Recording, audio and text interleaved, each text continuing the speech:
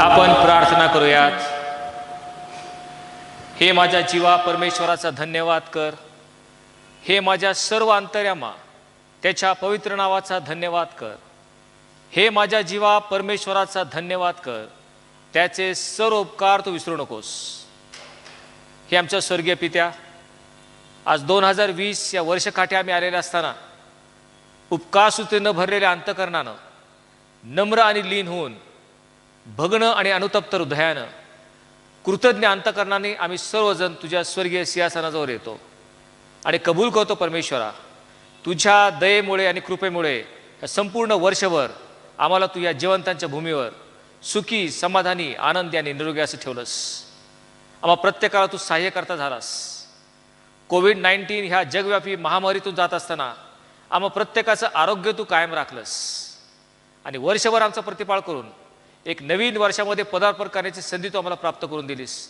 या तुझ्या सर्व दयेबद्दल आम्ही तुझे आभार मानतो, तुझ्या नावाला धन्यवाद देतो. परमेश्वरा, आज ही उपासना सुरू करण्यापूर्वी हे पवित्र आत्मन आम्ही तुला आमंत्रित करतो.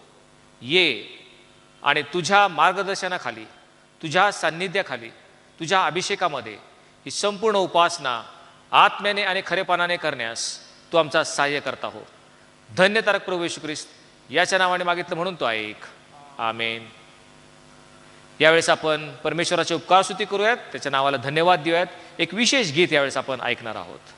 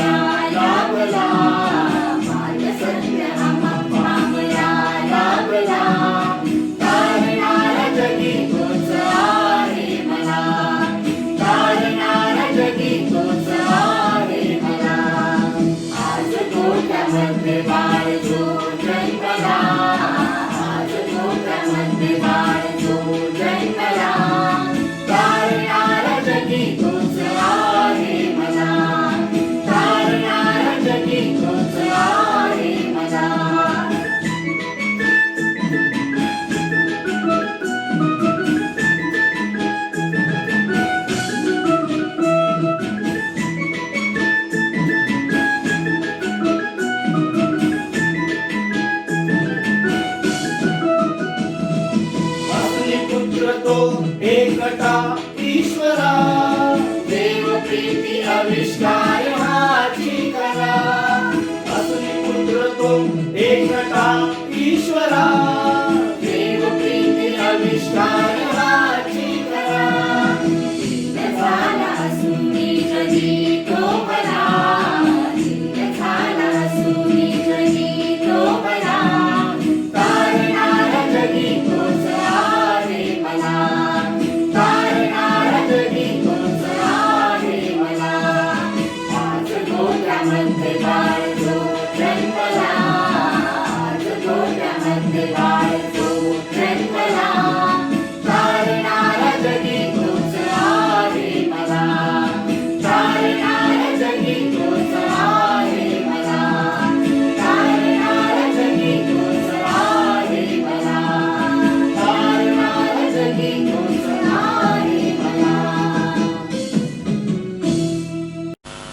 हे सर्व समर्थ देवा, तुला सर्व अंतकरणे उघडी व सर्व इच्छा माहीत आहेत आणि तुझपासून काही गुप्त नाही.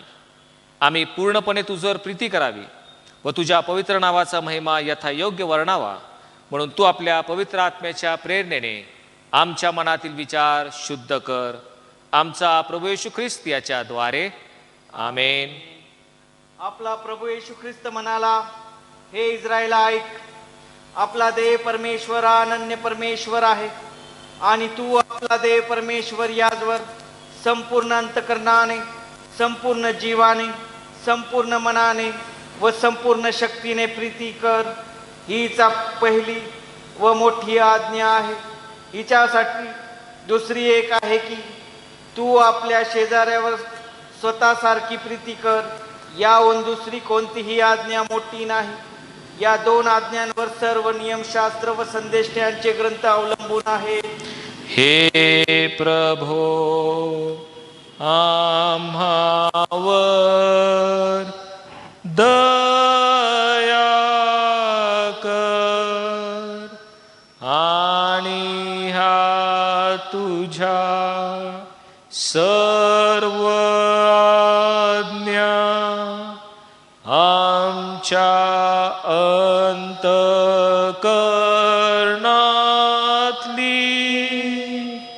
असे आम्ही तुला विनवितो. प्रभू तुम्हास असो आणि तुझ्या आत्म्यासह तो असो. आजच्यासाठी नेमण्यात आलेली सार प्रार्थना. हे सर्व समर्थ आणि परमदयाळू देवा, तुझा एकुलता एक पुत्र येशू याच्या नामाने लोकांना आरोग्य आणि तारण मिळते, म्हणून आम्ही येशू नामाचा महिमा सर्व जगाला आनंदाने विदित करावा असा अनुग्रह तू आम्हाला दे.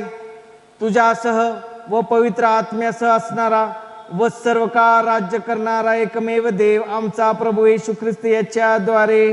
आमेन. हे अनादि अनंत देवा, तुझ्या कृपेने आम्ही नव्या वर्षात प्रवेश करीत आहोत. जी पातके मागे आमच्या हातून घडलीत त्याबद्दल तू आम्हाला क्षमा कर आणि यापुढे आयुष्याचे सर्व दिवस आम्ही तुझ्या मार्गदर्शनानुसार व्यतीत करावेत असे तू कृपेने कर.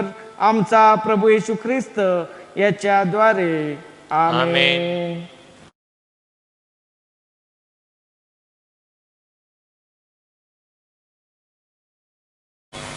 Praise Lord. मृत्युंजय पुनरुत्थित प्रभू येशू ख्रिस्ताच्या गौरवी नामामध्ये आपणा सर्व लहान थोरास प्रीतीचा सलाम. प्रभू परमेश्वराला मान महिमा गौरव आता सदा आणि सर्वदा असो. आमेन. प्रियांनो, ह्या वर्षाच्या अखेरीस पूर्वसंध्येला उपासनेसाठी निवडण्यात आलेला शास्त्रपाठ आपण वाचणार आहोत. पवित्र शास्त्रातील जुन्या करारामधून स्तोत्रसंहिता 24 वचन 1 ते 10 आपण वाचणार आहोत. जुन्या करारामध्ये पान क्रमांक 670 स्तोत्रसंहिता 24. गौरवाचा राजा. पृथ्वी व तिच्यावरील सर्व काही परमेश्वराचे आहे. जग व त्यात राहणारे परमेश्वराचे आहेत, कारण त्यानेच सागरावर तिचा पाया घातला, त्यानेच जलप्रवाहावर तिला स्थिर केले. परमेश्वराच्या डोंगरावर कोण चढेल? त्याच्या पवित्र स्थानात कोण उभा राहील? ज्याचे हात स्वच्छ आहेत आणि ज्याचे मन शुद्ध आहे, जो आपले चित्त असत्याकडे लावित नाही व कपटाने शपथ वाद नाही, तो त्याला परमेश्वरापासून आशीर्वाद मिळेल. आपल्या उद्धारक देवाच्या हातून तो नीतिमान ठरेल. त्याला शरण जाणारे हेच लोक होत. हे याकोबाच्या देवा, तुझ्या दर्शनासाठी उत्सुक असलेले ते हेच. अहो वेशींनो, आपल्या कमानी उंच करा, पुरातन द्वारांनो उंच व्हा, म्हणजे प्रतापशाली राजा आत येईल. हा प्रतापशाली राजा कोण? बलवान व पराक्रमी परमेश्वर, युद्धात पराक्रमी परमेश्वर तोच. अहो वेशींनो, आपल्या कमानी उंच करा, पुरातन दारवानं उंच व्हा, म्हणजे प्रतापशाली राजा आत येईल. हा प्रतापशाली राजा कोण? सेनाधीश परमेश्वर हाच प्रतापशाली राजा. देवा वाचलेली सर्व वचने ते आपल्यासाठी आशीर्वादित करो. आमेन. जुना करार आजच्यासाठी नेमण्यात आलेला शास्त्रपाठ लेवीय याचा 25वा अध्याय 1 ते 12 वचन आणि 20 ते 23 वचन. लेवीय याचा 25वा अध्याय 1 ते 12 वचन आणि 20 ते 23 वचन. सिनाय पर्वतावर परमेश्वर मोशेला म्हणाला, इस्रायल लोकांना असे सांग, मी तुम्हाला देत असलेल्या देशात तुम्ही जाऊन पोचल्यावर त्या देशाने परमेश्वराप्रित्यर्थ शब्बात पाळावा. 6 वर्ष आपली शेती करावी आणि 6 वर्ष द्राक्षमळ्याची छाटणी करून त्याचे पीक जमा करावे. पण 7व्या वर्षी देशाला परम विश्रामाचा शब्बात असावा, म्हणजे परमेश्वराप्रित्यर्थ शब्बात असावा. त्या वर्षी शेत पेरू नयेत आणि द्राक्षमळ्याची छाटणी करू नये. आपोआप उगवलेल्या धान्य कापू नये आणि न छाटलेल्या द्राक्षवेलीचे फळे तोडू नयेत. देशाच्या परमविश्रामाचे ते वर्ष असावे. देशाच्या शब्बाताच्या उपजावर तुमच्या दासदासीचा, तुमच्या मजुरांचा व तुमच्याबरोबर राहणाऱ्या परदेशीयांचा निर्वाह होईल. तुमचे पशु व तुमच्या देशातील जनावरे यांना देशाचे सर्व उत्पन्न खावायला मिळेल. 7 शब्बात वर्षे म्हणजे 7 गुणिले 7 एवढी वर्षे मोजा. या 7 शब्बात वर्षाचा काळ एकूण 50 वर्ष होय. मग 7व्या महिन्याच्या दशमीस म्हणजे प्रायश्चित्तीच्या दिवशी मोठ्या आवाजाचे शिंगे देशभर सर्वत्र फुकावे. त्या 50व्या वर्षाला पवित्र मानावे आणि देशातील सर्व रहिवासी मुक्त झाल्याची घोषणा करावी. या वर्षाला तुम्ही योबेल म्हणावे. या वर्षी तुम्ही आपापल्या वतनात व आपापल्या कुटुंबात परत जावे. हे 50वे वर्ष तुमचे योबेल वर्ष होय. त्या वर्षी तुम्ही काही पेरू नये, आपोआप उगवलेले कापू नये आणि छाटणी न केलेल्या द्राक्षवेलीची फळे तोडू नयेत, कारण हे योबेल वर्ष होय. हे तुम्हाला पवित्र असावे. शेतात सापडेल तो उपज तुम्ही खावा. तुम्ही कदाचित म्हणाल, आम्ही 7व्या वर्षी काय खावे, कारण त्या वर्षी आम्हाला पेरावायचे नाही व शेताचे उत्पन्न जमा करावायचे नाही. पण 6व्या वर्षी मी तुम्हाला अशी बरकत देईन की जमीन तुम्हाला 3 वर्षाचे उत्पन्न देईल. मग 8व्या वर्षी तुम्ही पेराल आणि जुना साठा खात राहाल. 9व्या वर्षाचे पीक हाती येईपर्यंत तुम्ही जुना साठा खात राहाल.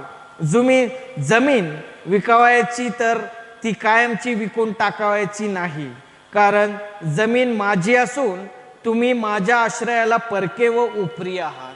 देवबाप वचलेल्या वचनावर आशीर्वाद पाठव. त्याला मान महिमा यथा योग्य प्राप्त हो. आमीन. त्यावेळेस आपण द्वितीय शास्त्रपाठाचं वाचन करूया.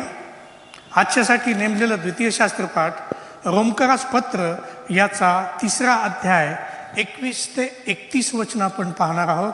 रोमकरास पत्र याचा 3रा अध्याय 21 ते 31 याचा पान क्रमांक आहे 209. ख्रिस्तावरील विश्वासाच्या द्वारे नीतिमत्वाची प्राप्ती. आता तर नियमशास्त्रा व्यतिरिक्त असे जे देवाचे नीतिमत्व ते प्रकट झाले आहे, त्याला नियमशास्त्राची व संदेष्टांची साक्ष आहे. हे देवाचे नीतिमत्व तर येशू ख्रिस्तावरील विश्वासाच्या द्वारे विश्वास ठेवणाऱ्यांसाठी आहे. त्यात भेदभाव नाही, कारण सर्वांनी पाप केले आहे आणि ते देवाच्या गौरवाला उणे पडले आहेत.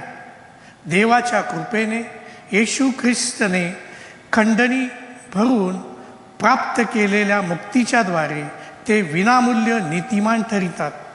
त्यांच्या रक्ताच्या विश्वासाच्या द्वारे प्रायश्चित्त होण्यास देवाने त्याला पुढे ठेवले, यासाठी की पूर्वी झालेल्या पापांची देवाच्या सहनशीलतेची उपाक्षा झाल्यामुळे त्याने आपले नीतिमत्व व्यक्त करावे म्हणजे आपले नीतिमत्व सांप्रतकाळी असे व्यक्त करावे की आपण नीतिमान असावे आणि येशूवर विश्वास ठेवणाऱ्याला नीतिमान ठरवणारे असावे.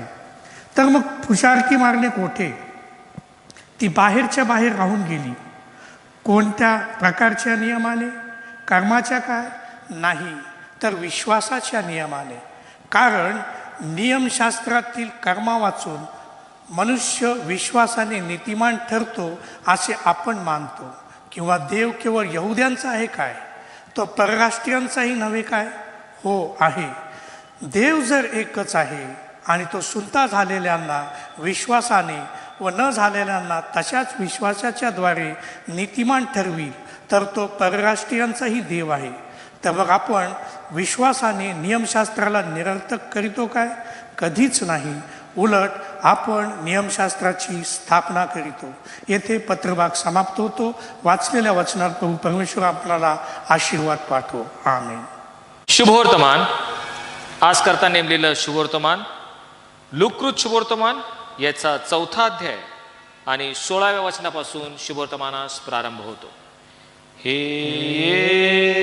येशू कृपा तू देई सुवार्ता ऐकाया विचारे शब्दे कर्मे ती सदा पाळाया. मग ज्या नाझरेतात तो म्हणजे येशू लहानचा मोठा झाला होता, तेथे तो आला आणि आपल्या परिपाठाप्रमाणे शब्बात दिवशी सभास्थानात जाऊन वाचावयास उभा राहिला. तेव्हा यशाया संदेशाचा ग्रंथपट त्याला देण्यात आला. त्याने तो उलगडून जे स्थळ काढले त्यात असे लिहिलेले आहे, परमेश्वराचा आत्मा माझ्यावर आला आहे, कारण दिना स्वार्थ सांगण्यास त्याने मला अभिषेक केला आहे. त्याने मला पाठविले आहे ते अशासाठी की धरून नेलेल्यांची सुटका व आंधळ्यास पुन्हा दृष्टीचा लाभ व्हावा याची घोषणा करावी. ठेचले जात आहेत त्यास सोडवणूक व्हावी. परमेश्वराच्या प्रसादाच्या वर्षाची घोषणा करावी. मग ग्रंथपट गुंडाळून व तो सेवकास परत देऊन तो खाली बसला आणि सभास्थानातील सर्व लोकांची दृष्टी त्याच्यावर खिळली. मग तो त्यास म्हणू लागला की हा शास्त्रलेख आज तुम्ही ऐकत असताना पूर्ण झाला आहे. हे ख्रिस्ताचं शुभवर्तमान आहे. देवाला स्तुती असो.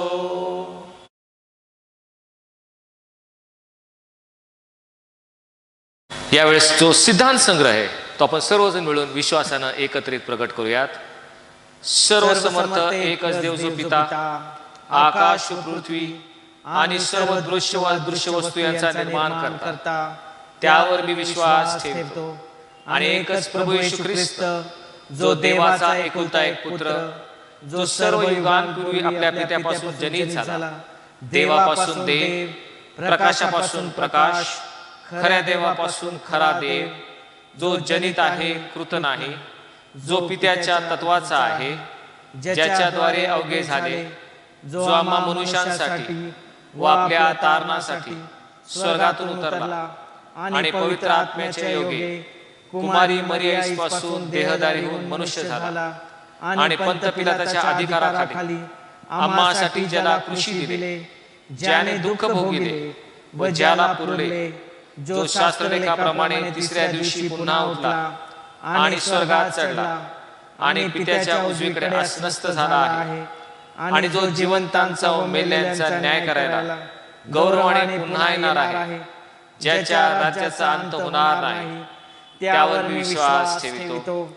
आणि पवित्र आत्मा जो प्रभू व जीवनदाता, पिता व पुत्र यापासून जो निघतो आणि पिता व पुत्र यासाठी आराधना व गौरव होते, जो भविष्यवाद्यांद्वारे बोलला, त्यावर मी विश्वास ठेवितो.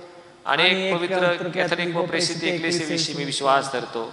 पापांच्या क्षमेसाठी एकच बाप्तिस्मा मी बाप्तिस्मा पत्करितो आणि मेलेल्यांचे पुनरुत्थान व परलोकीचे जीवन यांची मी प्रतीक्षा करतो. आमेन. प्रार्थना करूया.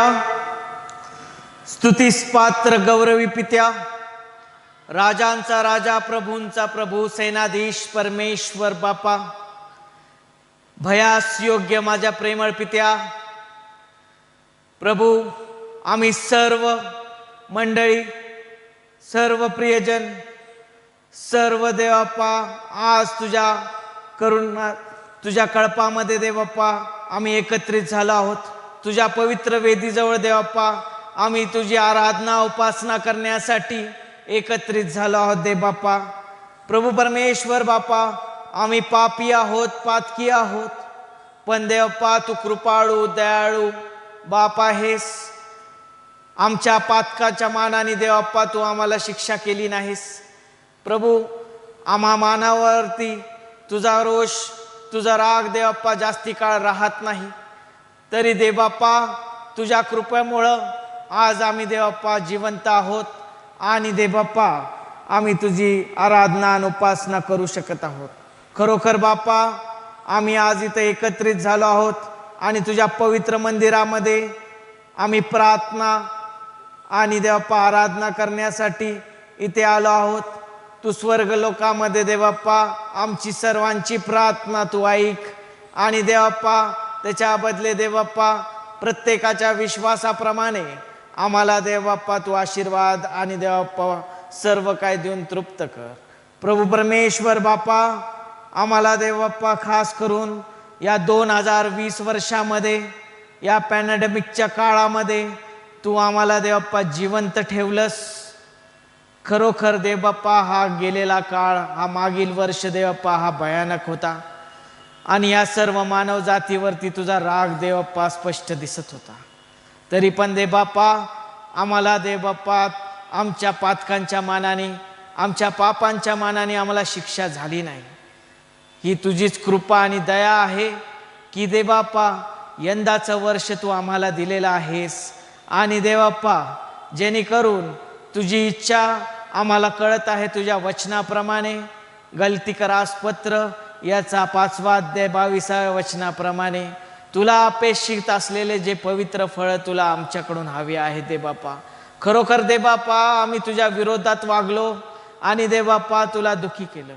प्रभू परमेश्वर बापा आम्ही सर्वजण मिळून तुझी क्षमा मागतो आणि देवबापा यंदाचं वर्ष जे आम्हाला 2021 तू देत आहेस देवबापा ते आशीर्वादित व्हावं आणि पवित्र आत्म्याच्या फळांनी देवबापा भरलेलं असावं. म्हणून देवबापा पश्चातापी अंतकरणाने आम्ही तुझकडे पापांची क्षमा मागावी देवबापा. होय बापा आज देखील देवबापा जे आम्हाला पवित्र वचन पाळक साहेबांनी दिलेलं आहे त्यामध्ये देवबापा तू खरोखर देवबापा आमच्यावरती कृपा दृष्टी कर आणि ते वचन आमच्या हृदयामध्ये पेरलं जावं आणि देवबापा त्याप्रमाणे यंदाच्या वर्षामध्ये देवबापा पदार्पण करत असताना आम्ही देवबापा आमचं जीवन, आमचं अंतकरण, आमचं पूर्ण देवबापा आचार विचार आणि कृती त्याप्रमाणे व्हावी असं तू कर दे बापा. प्रभू परमेश्वर बापा सर्व जे आजारी आहेत त्यांच्यासाठी देवबापा खास करून मी प्रार्थना करतो तुझकडे. प्रभू परमेश्वर बापा तुझा पवित्र स्पर्श त्यांना होऊन दे, कारण तू आरोग्याचा भंडार आहे. तुझ्या स्पर्शाने सर्व काही देव नवीन सृष्टी तयार होते, तुझ्या शब्दाने पूर्ण नवीन होते.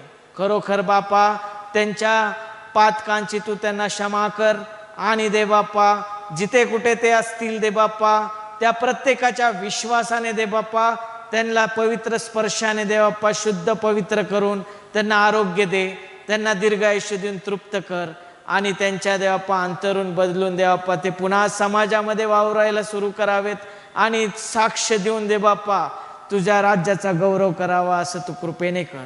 प्रभू परमेश्वर बापा या मागील काळामध्ये या वर्षात देवबापा जे कोणी देवबापा तुझ्या आज्ञेचं पालन करून तुझ्या हाकेला ओ करून देवबापा तुझकडे आलेले आहेत त्यांच्या सर्व कुटुंबाला देवबापा तू सांत्वन दिलंस आणि देवबापा जे आत्मे तुझ्याकडे आलेले आहेत आम्हाला विश्वास आहे तुझ्या सनातन प्रकाशामध्ये ते आहेत आणि देवबापा आम्हाला विश्वास आहे ते सुखलोकामध्ये तू त्यांची काळजी घेत आहेस. प्रभू परमेश्वर बाप्पा, इथून पुढचं जीवन देवप्पा आम्ही तुझकडे सोपवतो आणि येणारा काळ देवप्पा तुझ्या संकल्पने आणि योजनेप्रमाणे दे बाप्पा यशस्वी होणार आहे, हा आमचा विश्वास आहे. आणि तुझ्या राज्याची सेवा करण्यासाठी आम्ही सर्व पाळक वर्ग, कमिटी वर्ग आणि या सेंट मॅथ्यू मराठी चर्चची सर्व मंडळी तुझ्या वचनाप्रमाणे या भूतलावरती प्रत्येकाला दे बाप्पा येशू ख्रिस्ताचा प्रकाश त्या सर्व लोकांपर्यंत पोचवण्यासाठी सशक्त व्हावं. येशू ख्रिस्ताच्या गोड आणि प्रिय नावाने तुझकडे प्रार्थना आणि विनंती करतो देवप्पा, म्हणून तू ऐक. आमीन.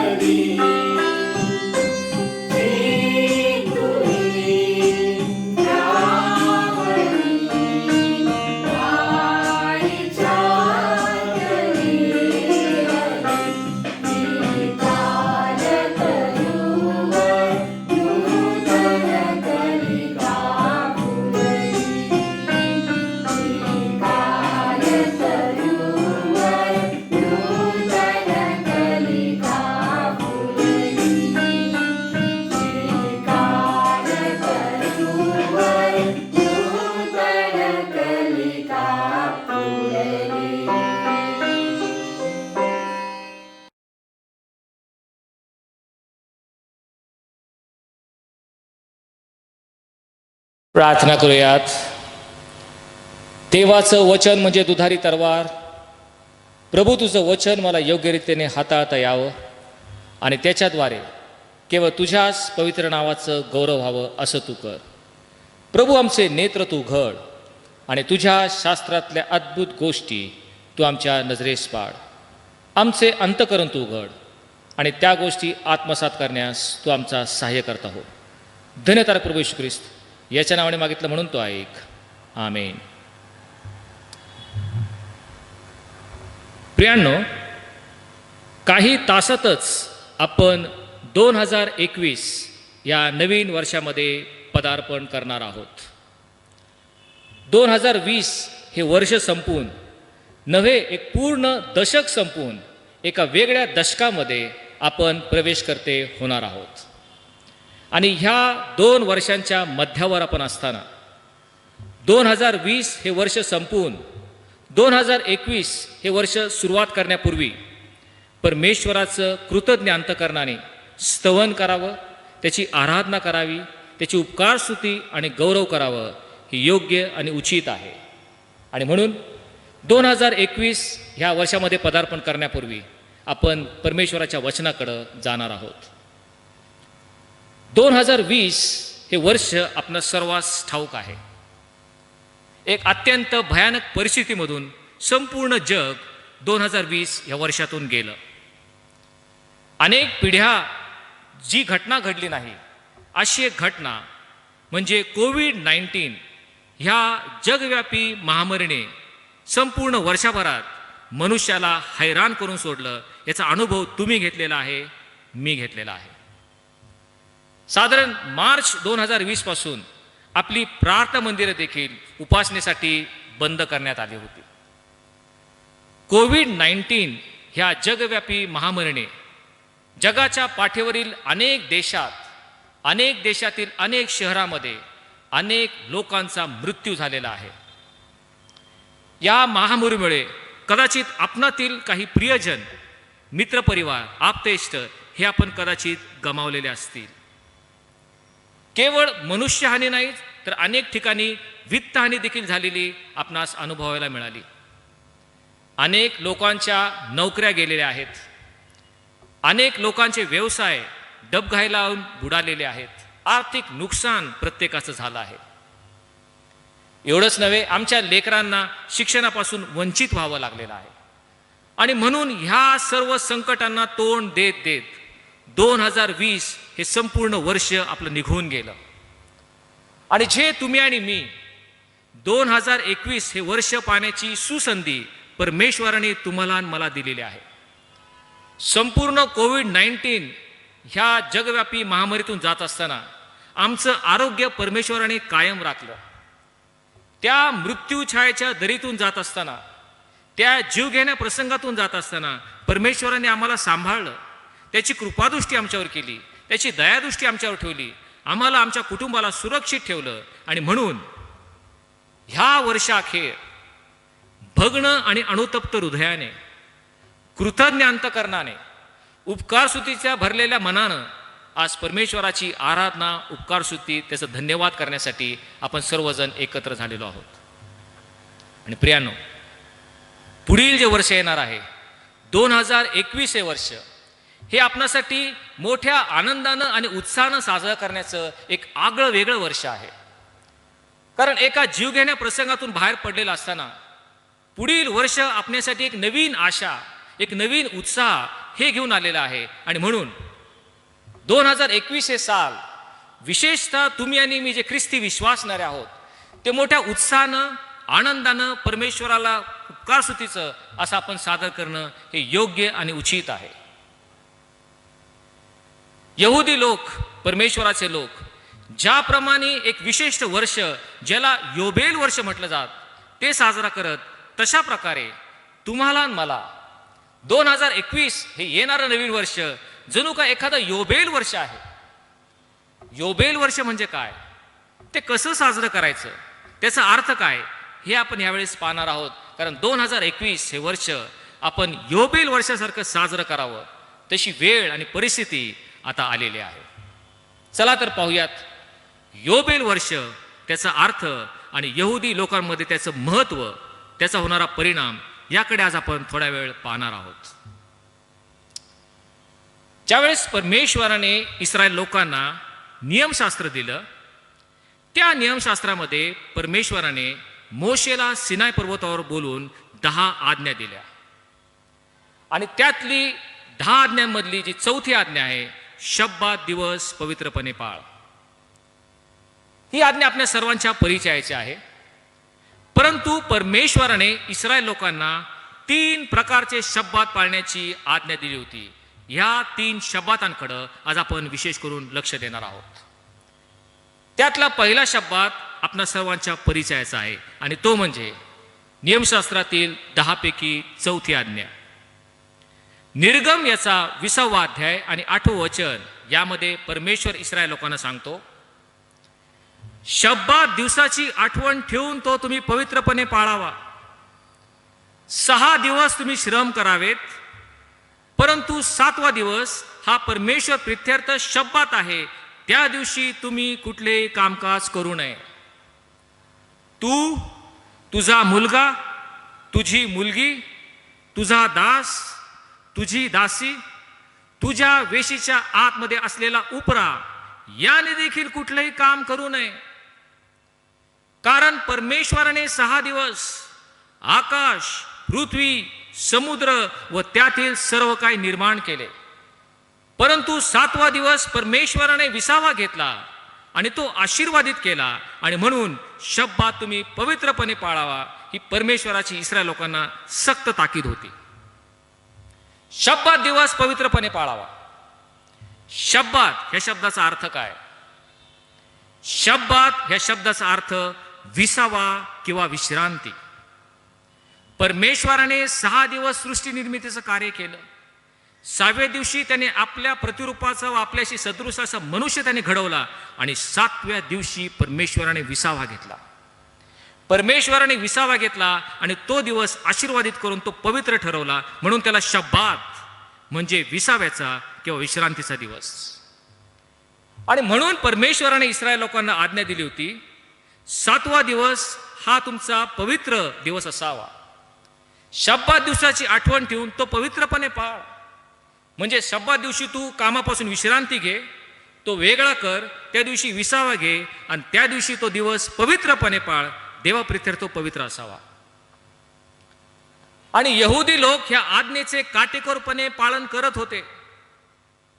आजही जर आपण इस्रायलमध्ये गेलो तर शब्बाताच्या दिवशी काटेकोरपणे तो पवित्रपणे पाळला जातो. त्या दिवशी कुठले कामकाज इस्रायल लोक करत नाहीत. यहुदी लोकांसाठी शब्बात हा शनिवारचा दिवस असायचा. तुम्ही आणि मी जे ख्रिस्ती लोक आहोत, आमच्यासाठी शब्बात हा रविवारचा दिवस आहे, कारण त्या दिवशी सार्वजनिक सुट्टी असते. परंतु यहुदी लोकांना शब्बात जो दिवस सुरू व्हायचा तो सायंकाळी 6 पासून दुसऱ्या दिवशी सायंकाळी 6 पर्यंत. आणि म्हणून यहुदी लोकांचा शब्बात शुक्रवारी सायंकाळी 6 वाजता सुरू होतो आणि संपूर्ण शनिवार ते शब्बात पवित्रपणे पाळतात आणि शनिवारी सायंकाळी 6 वाजता त्यांचा शब्बात समाप्त होतो. आणि हा शब्बात फार काटेकोरपणे यहुदी लोक संपूर्णपणे पाळत असत. शब्बात मोडला तर कोणती शिक्षा होती हे जर आपल्याला पाहायचं असेल तर गणना याचा 15वा अध्याय आणि 32व्या वचनामध्ये एक सुंदरसं कथानक त्या ठिकाणी दिलं आहे. हे 6 लाख इस्रायल लोक वाळवंटातून भटकंती करत असताना एका शब्बात दिवशी असं झालं, कोणी एक मनुष्य आपल्या घराबाहेर जाऊन लाकडं गोळा करू लागला. शब्बाताच्या दिवशी लाकडं गोळा करत असणाऱ्या मनुष्याला यहुदी लोकांना पाहिलं, त्याला त्यांनी धरलं आणि मोशेकडे घेऊन आले. आणि हे लोक मोशेस म्हटले, हा मनुष्य शब्बाताच्या दिवशी काम करतो, म्हणजे आपल्या घरासमोर तो लाकडं गोळा करत आहे. त्याला धरून अटकेत ठेवण्यात आलं, कारण ह्याचं काय करावं त्या लोकांना कळत नव्हतं. तेव्हा मोशे हे गारणं घेऊन परमेश्वराकडे गेला, हे परमेश्वरा, ह्या मनुष्यानं शब्बात मोडला आहे, शब्बाताच्या दिवशी तो लाकडं गोळा करताना आढळला. त्यावेळेस परमेश्वराने मोशेला काय उत्तर दिलं? परमेश्वर मोशेस म्हणाला, या मनुष्याला अवश्य जीवे मारावे. सर्व मंडळीने या मनुष्याला घेऊन गावाबाहेर जाऊन त्याला दगडमार करून त्याला ठार करावं. परमेश्वराचाच हुकूम तो तंतोतंत पाळण्यात आला. शब्बात दिवशी लाकडं गोळा करणारा मनुष्य याला धरून गावाबाहेर नेण्यात आलं.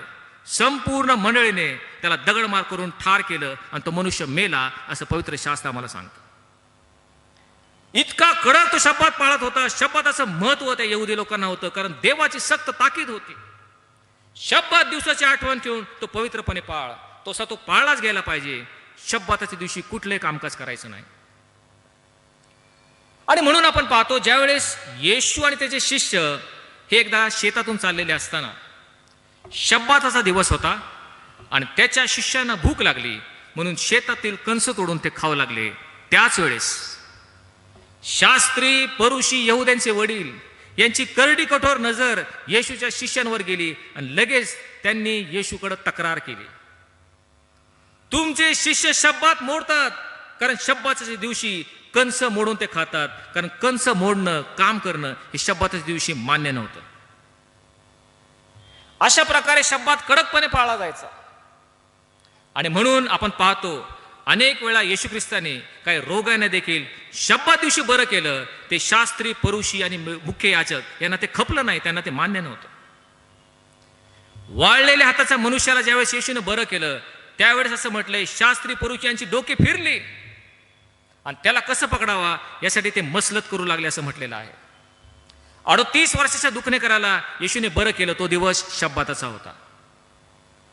18 वर्ष कुबडी असलेली स्त्री, तिला ज्यावेळेस एका सभास्थानात येशूने बरं केलं, तो दिवस सुद्धा शब्बात होता. आणि सभास्थानात तिला बरं करताच मुख्य याजक त्या ठिकाणी म्हटला, काम करण्याचे 6 दिवस आहेत, त्या 6 दिवसात येऊन तुम्ही स्वतःला बरं करत जा. शब्बाताच्या दिवशी येऊ नका, कारण शब्बाताच्या दिवशी कुठलंही काम करायचं नाही. त्यावेळेस येशू त्या मुख्य याजकाला म्हटला, अहो ढोंग्यांनो, शब्बाताच्या दिवशी तुम्ही तुमचा बैल किंवा गाढव यांना ठाणावरून काढून पाण्याकडे नेता की नाही? मग ही तर अब्रामाची मुलगी आहे, हिला बरं केलं तर त्यात काय बिघडलं? शब्बाताच्या दिवशी सत्कृत्य करणे योग्य आहे, असं येशूने त्यांना खडसावून सांगितलं. अशा प्रकारे शब्बात पाळणं किती महत्वाचं होतं हे आपण या ठिकाणी पाहत आहोत. आठवड्यातला एक दिवस शब्बात म्हणून पाळावा. यहुदी लोक शनिवार आणि आम्ही ख्रिस्ती विश्वासणारे रविवार हा दिवस तो पाळतो. दुसरा एक शब्बाताविषयी आपण यावेळेस पाहणार आहोत.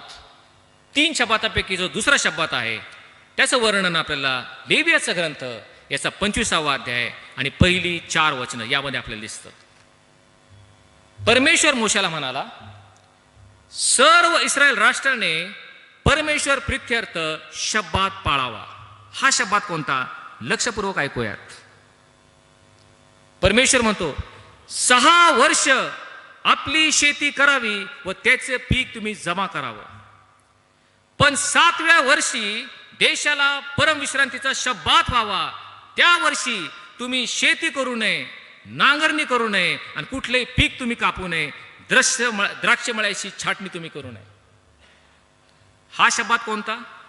6 वर्ष तुम्ही शेत जमिनीवर शेती करायची, पिकं नांगरायची, पीक मारायचं आणि त्याची कापणी तुम्ही करायची. 6 वर्ष तुम्ही शेती करा, पण 7वं संपूर्ण वर्ष त्या जमिनीला शब्बाताचं वर्ष आहे. त्या जमिनीला तुम्ही विसावा द्यावा. हा परमेश्वराचा नियम इस्रायल लोकांना होता. लेवियाचा 25वा अध्याय आणि पहिली 4 वचनं. याचा अर्थ 6 वर्ष शेत जमीन केल्यानंतर 7वं संपूर्ण वर्ष म्हणजे 1 जानेवारीपासून 31 डिसेंबर पर्यंत एक संपूर्ण वर्ष त्या शेतीला विसावा द्यायचा, कारण तो शेतीचा शब्बात आहे. त्या वर्षी कुठलंही पीक काढायचं नाही, कुठलंही बीज टाकायचं नाही, जमिनीची नांगरणी करायची नाही आणि कुठलंही पीक काढायचं नाही. संपूर्ण 1 वर्ष त्या शेतीला विसावा द्यायचा. पुढं परमेश्वर त्यांना सांगतो, मग तुम्ही म्हणाल, मग 7व्या वर्षी आम्ही खायचं काय? त्यांची शंका बरोबर आहे. 7व्या वर्षी आम्ही खायचं काय? जर 1 संपूर्ण वर्ष जमिनीला विसावा द्यायचा, जमिनीचा शब्बात असेल, 7व्या वर्षी आम्ही खायचं काय? परमेश्वर म्हणतो, त्याची योजना, त्याची तरतूद मी तुम्हासाठी करून ठेवलेली आहे. 6व्या वर्षी मी तुम्हाला एवढी बरकत देईल की तुमचं जमीन तुम्हाला 3 पट पीक देईल. इतर वर्षी जेवढं पीक तुमच्या जमिनीला येतं त्याच्या 3 पट पीक तुम्हाला 6व्या वर्षी. ते ह्यासाठी संपूर्ण 6वं वर्ष ते पीक तुम्ही खाल, 7वं वर्ष शब्बाताचं वर्ष, शेती जमीन करायची नाही, नांगरायची नाही, कापणी करायची नाही. त्या 7व्या वर्षी देखील तुम्ही ते पीक खाल आणि 8व्या वर्षी तुम्ही पेरणी कराल, पण कापणी करायला 1 वर्ष अजून आहे. आणि म्हणून 8वं संपूर्ण वर्ष तो जुना साठा तुम्ही खात राहाल. 9व्या वर्षाचं पीक तुमच्या हाती येऊपर्यंत ते 3 वर्षाचा साठा तुम्ही खाल. ही तरतूद मी तुमच्यासाठी करून ठेवे. किती महान दैवी योजना परमेश्वर त्यांना सांगत आहे. जर तुम्हाला 7वं वर्ष शब्बाताचं वर्ष, जमिनीवर कुठली शेती करायची नाही, कापणी करायची नाही, तर मग 6व्या वर्षी 3 वर्षाची तरतूद मी तुम्हाला करल, एवढं धान्य मी तुमच्या जमिनीला देईल. ते तुमच्यासाठी 6वं वर्ष, 7वं वर्ष आणि 8व्या वर्षापर्यंत पुरेल. 8व्या वर्षी केलेली पेरणी ही 9व्या वर्षी तुम्ही कापणी कराल, तोपर्यंत तुम्हाला ती पुरेल. आणि म्हणून तुम्ही प्रत्येक 7वं वर्ष संपूर्ण 1 वर्ष जमिनीला विश्रांतीचा किंवा विसावाचा द्यावा. हा तुमच्यासाठी केलेला माझा नियम आहे, असं परमेश्वर त्यांना कटाक्षानं सांगत आहे. पहा, आपण पाहिलं पहिल्या शब्दात आपण काय पाहिला? आठवड्यातून 1 दिवस हा परमेश्वरासाठी विश्रांतीचा किंवा विसाव्याचा दिवस, तो पवित्रपणे पाळायचा. दुसरा शब्द जो आपण पाहतो, 6 वर्ष संपल्यानंतर 1 संपूर्ण वर्ष शब्बाताचं, की त्या वर्षी जमिनीला विसावा द्यायचा, तो जमिनीसाठी शब्बाताचा आहे. कुठली पेरणी करायची नाही आणि कुठली कापणी करायची नाही. परंतु या ठिकाणी एक दुर्दैवी घटना इस्रायल लोकांच्या बाबतीत घडली आणि त्याकडे आपण आज लक्ष आता देणार आहोत. परमेश्वराने इस्रायल लोकांना हा नियम लावून दिला खरा, की 6व्या वर्षी मी तुम्हाला बरकत देईल, 3 वर्षाचं धान्य तुम्हाला देईल, पण 7व्या वर्षी तुम्ही शब्बाताचा ठेवला पाहिजे. त्या वर्षी तुम्ही कुठली पेरणी किंवा कापणी करायची नाही. त्यावेळेस काय झालं? परमेश्वराने अभिवचन दिल्याप्रमाणे ह्या इस्रायल लोकांनी 6व्या वर्षी भरपूर पीक काढलं. त्यांना 3 वर्ष पुरेल इतका पिकाचा साठा परमेश्वराने त्यांना दिला. तो त्यांनी धरला आणि गोदामात साठवून ठेवला. आता शब्बाताचं वर्ष आलं. 7वं वर्ष म्हणजे संपूर्ण वर्ष जमिनीला शब्बात, शेतीला विश्रांती, पेरणी नाही, कापणी नाही. परंतु मनुष्य स्वभाव कसा आहे तुम्हाला प्रत्येकाला ठाऊक आहे.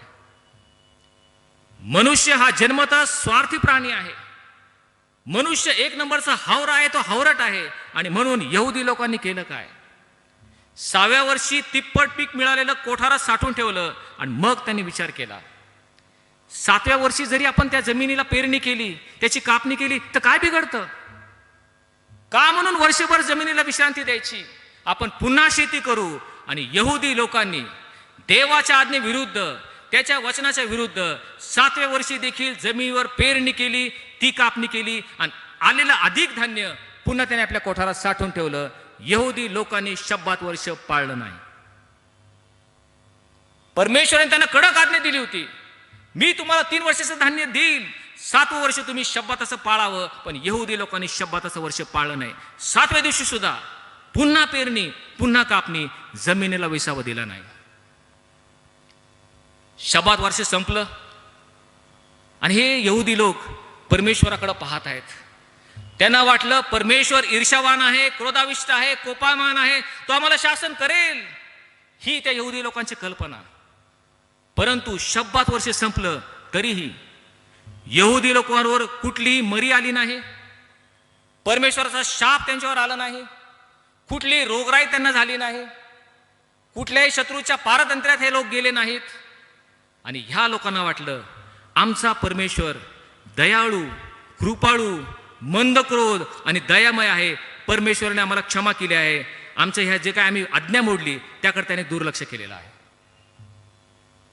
शब्बात वर्ष संपलं, पुन्हा 8वं वर्ष लागलं. असे करत करत 6 वर्ष गेले. आता 14वं वर्ष म्हणजे दुसरा शब्बाताचं वर्ष आलं. त्यावेळी इस्रायल लोकांनी काय केलं? मागील शब्बाताच्या वर्षी परमेश्वराने काहीच केलं नाही. याही वर्षी आपण तसंच करू. 7 वर्षानंतर पुन्हा शब्बात वर्ष आलं. त्या वर्षी देखील पुन्हा इस्रायल लोकांनी जमिनीची पेरणी केली, कापणी केली आणि पुन्हा शब्बात वर्ष त्यांनी पाळलं नाही. असे अनेक वर्षानुवर्ष, दशकरदश हे निघून गेले.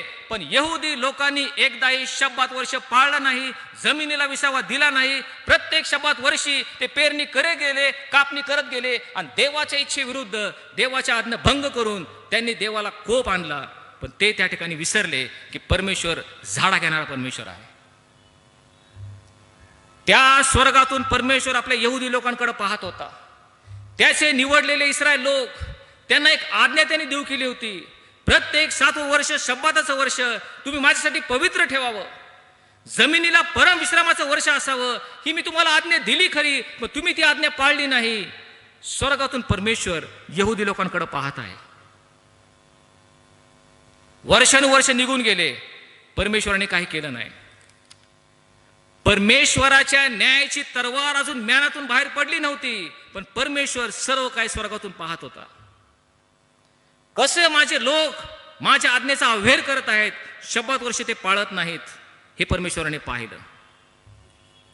हे सर्व प्रकार साधारण 490 वर्ष चालू होता.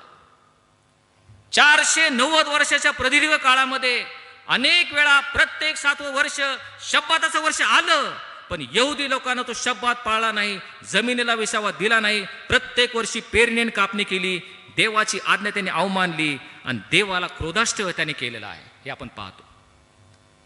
मग 490 वर्ष उलटल्यावर परमेश्वर इस्रायल लोकांचा झाडा घेण्यासाठी तयार झाला. परमेश्वर आता त्यांचा हिशोब घेणार आहे. परमेश्वर म्हणतो, सूड घेणं मस्कड आहे, मी परत फेड करेन. परमेश्वर इस्रायल लोकांकडून हिशोब घेऊ लागला. परमेश्वर त्यांना म्हटला, गेली 490 वर्ष मी पाहत आहे, तुम्ही एकदाही शब्बात वर्ष पाळलं नाही. 490 वर्षामध्ये प्रत्येक 7वं वर्ष शब्बात वर्ष आलं, पण तुम्ही पाळलं नाही. असे किती शब्बात वर्ष गेले, तो हिशोब करू लागला. 490 भागिले 7 म्हणजे ह्याचा अर्थ 70, हे उत्तर आहे त्याचं. ह्या 490 वर्षामध्ये 70 वेळा शब्बात वर्ष पाळण्याची वेळ आली होती, पण तुम्ही ते पाळलं नाही. म्हणजे 70 वर्ष, आत्ता ह्या 490 वर्षामध्ये 70 वर्ष जमिनीला विसावा मिळायला पाहिजे होता. जमिनीच्या परमेश्वराचा शब्बात होता, पण तुम्ही तो पाळला नाही. 70 वर्ष तुम्ही माझी आज्ञा मोडली. मी स्वर्गातून पाहत आहे, मी तुमच्यावर कुठलाही शाप आणला नाही, मी तुमच्यावर कुठली मरी आणली नाही, पण 490 वर्षामध्ये 70 वर्ष तुम्ही जमिनीला विसावा दिला नाही, याची नोंद मी करून ठेवलेली आहे. तर आता माझ्या यहुदी लोकांनो, माझ्या इस्रायल राष्ट्रांनो, लक्षपूर्वक ऐका, मी तुमचं काय करणार आहे. मग त्यांनी आपला सेवक, आपला संदेष्ट हबक्कूक यांना इस्रायलाकडे पाठवलं. आणि हबक्कूक याच्या पहिल्या अध्यायामध्ये परमेश्वराचा न्याय इस्रायल लोकांना तो प्रगट करत आहे. हबक्कूक संदेष्टा पहिल्या अध्यायामध्ये म्हणतो, परमेश्वर म्हणतो, पहा मी खासद्यांची उठावणी करतो. आता ह्या यहुदी लोकांचा न्याय करायचा वेळ आलेला आहे, त्यांना शासन देण्याचा वेळ आलेला आहे. 70 वर्ष त्यांनी शब्बात मोडला, म्हणून परमेश्वर त्यांचा न्याय कसा करत आहे लक्षपूर्वक ऐकूयात. परमेश्वर म्हणतो, मी खासद्यांची उठवणी करतो. खासद्यांची उठवणी करतो म्हणजे काय? जे खासदी राष्ट्र आहे, इस्रायल लोक जे तुमचे शत्रू आहेत, ते शत्रू म्हणजे जो बाबेल नगरी आहे, बाबेल नगरीचा क्रूर आणि अमानुष नबुकदनेझर राजा आहे, त्याला तुमच्यावर स्वारी करण्यासाठी मी आता त्याला उठवणार आहे. परमेश्वर म्हणतो, तुमच्या पापांचा घडा आता भरलेला आहे, मी खासद्यांची उठवणी करतो. ते जे खासदी लोक आहेत, बाबेल नगरीचे लोक, नबुकदनेझर राजा, त्याला मी तुमच्यावर उठवणी करतो. त्याचं वर्णन करताना तो पुढे काय म्हणतो, हबक्कूक याचा पहिला अध्याय, तो म्हणतो, हे जे खासदी लोक आहेत, अतिशय उग्र आणि उतावळं राष्ट्र आहे. पृथ्वीवर जे स्थळ त्यांची नाहीत, त्याचा ताबा घेण्यासाठी ते पृथ्वीवर फिरत असतात. त्यांची इच्छा काय, आम्ही जगज्जेते व्हायचं, असं राष्ट्र मी आता तुमच्यावर चढाई करण्यास मी त्यांना परवानगी देत आहे. पुढे तो सांगतो, ते भयंकर आणि दारुण आहेत, त्यांचे घोडे चित्त्याहून वेगवान आहेत. चित्त्याहून वेगवान, जलद गतीने धावणारे असे घोडेस्वार आता लवकरच तुमच्याकडे येणार आहेत. संध्याकाळी बाहेर पडणाऱ्या लांडग्यांपेक्षा ते क्रूर आहेत, असं परमेश्वर म्हणतो. खाद्य खाण्यास त्वरा करणाऱ्या गरुडासारखे आता ते तुमच्यावर येणार आहेत. ते बलात्कार करण्यासाठी सर्व एकत्र येतात आणि वाळूच्या कणांप्रमाणे ते बंदिवान गोळा करतात. हे असं भयंकर राष्ट्र आता मी तुमच्यावर आणणार आहे. तुम्ही माझी आज्ञा मोडली, शब्बात तुम्ही पाळला नाही, 70 वर्ष तुम्ही जमिनीला विसावा दिला नाही, म्हणून मी आता खासदारांना तुमच्याकडे पाठवणार आहे. हा नबुकदनेस्सर राजा आपलं सर्व सैन्य घेऊन, हा क्रूर आणि अमानुष राजा तुमच्यावर चढाई करेल. संपूर्ण इस्रायल राष्ट्राची धूलधाम तो करेल, तुम्हाला नामशेष करेल. तुमच्या स्त्रियांचं तो दयामाया करणार नाही, त्यांच्यावर ते अत्याचार करेल.